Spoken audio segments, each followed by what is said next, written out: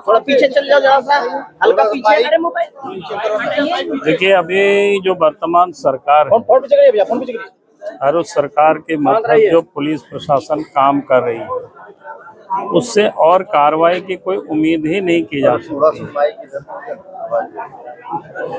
आप अपना आगे करिए भैया। आज जिस प्रकार से मैंने वकील साहब से भी बात की,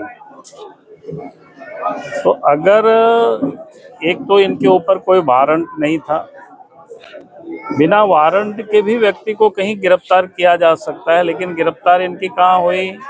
जो दिखा रहा है उनके एफआईआर में या पुलिस रिलीज में भी आप सब लोगों ने देखा है कि देवघर जिला के मोहनपुर थाना।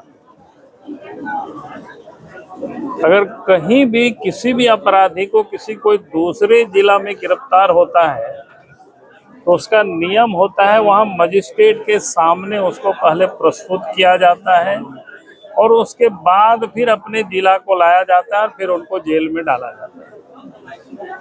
लेकिन यहाँ इस प्रकार की कोई नॉर्म्स का उन्होंने पालन नहीं किया, उससे बिल्कुल स्पष्ट ही है। और मैंने सूर्या हांसदा की शरीर को हमने देखा है और मैं कह सकता हूँ कि उनकी इनकाउंटर में वो व्यक्ति को नहीं मारा है, बल्कि उनकी हत्या कर दी गई है पुलिसों ने पकड़ करके। और इसीलिए परिवारों से जब हमने बात की और मांग की, परिवारों का एक ही मांग है कि हम लोगों को न्याय मिलना चाहिए, और न्याय के लिए एकमात्र जो एजेंसी है वो सीबीआई है। इसलिए सूर्या की हत्या की जांच सीबीआई से कराया जाए। और हम राज्य सरकार से भी हम मांग करते हैं कि वास्तव में राज्य के पुलिस प्रशासन निर्दोष है, इनकी हत्या नहीं किए हैं, तो फिर राज्य के मुख्यमंत्री बिना विलंब किए इस मामले को सीबीआई को सौंप देगी।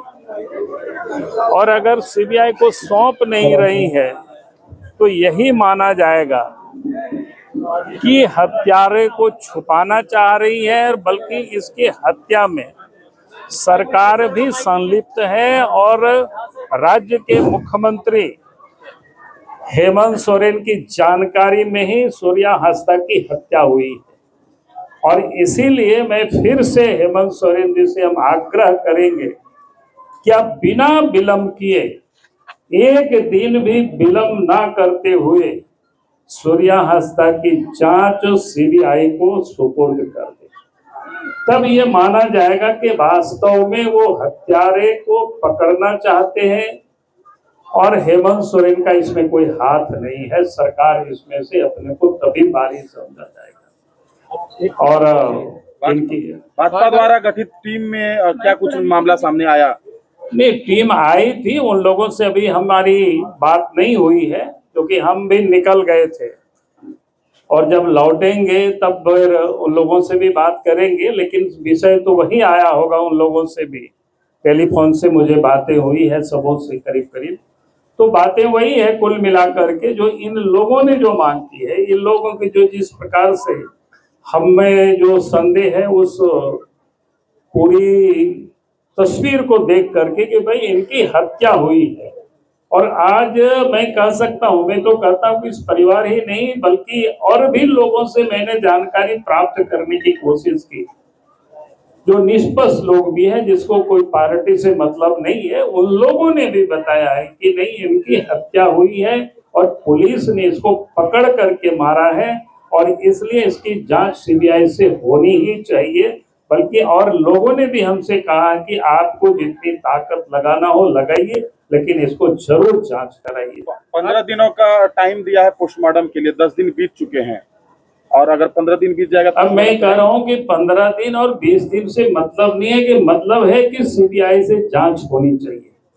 जब सीबीआई से जांच होगी, सीबीआई को केस सुपुर्द कर दी जाएगी, तो सीबीआई सब कुछ वो जांच कर लेगी और फिर दूध का दूध पानी का पानी हो जाएगा। हर तरफ से पंकज मिश्रा का सामने नाम आ रहा है, लेकिन अभी तक भाजपा ने कभी खुल करके इस विषय में बात नहीं किया।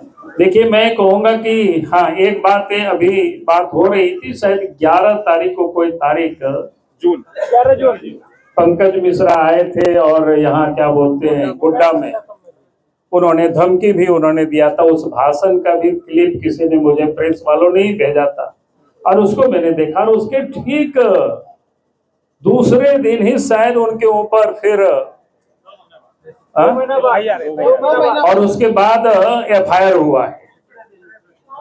और फिर उस दिन भी जिस प्रकार से उन्होंने कहा था कि कोई भी लोग यहाँ सरकार के विरोध में आवाज उठाएंगे तो उनको इनकाउंटर कर दी जाएगी या मार दिए जाएंगे, इस प्रकार की बातें भी हुई थी, सब जगह से लोगों ने बताया। तो हमने कहा कि जब CBI से जांच होगी तो सारे विषय सामने आएंगे और सब तथ्य उजागर होगा, और फिर कोई भी व्यक्ति बचेगा नहीं। जिन लोगों के प्रयास से और जिन लोगों के संरक्षण में जो पुलिस ने ये कुकर्म किया है, हत्या किया है सूर्या हांसदा की, तो वो पुलिस अफसर फिर बचेंगे नहीं, उनको भी सजा होगी।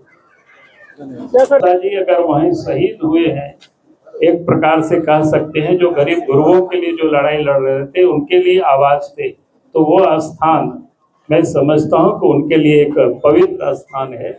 उस स्थान को भी सुरक्षित रखा जाएगा। सर आदिवासी की सरकार है, सर आदिवासी पर इस प्रकार से प्रहार होना ये कहां तक सही है सर? अरे सही इस सरकार से कहे उम्मीद कर रहे हो? आज तो ये सरकार लुटेरों की है, हत्यारों की है, और सारे कुछ कोयला हो, बालू हो, पत्थर हो, सब लूटने में सरकार लगी हुई है।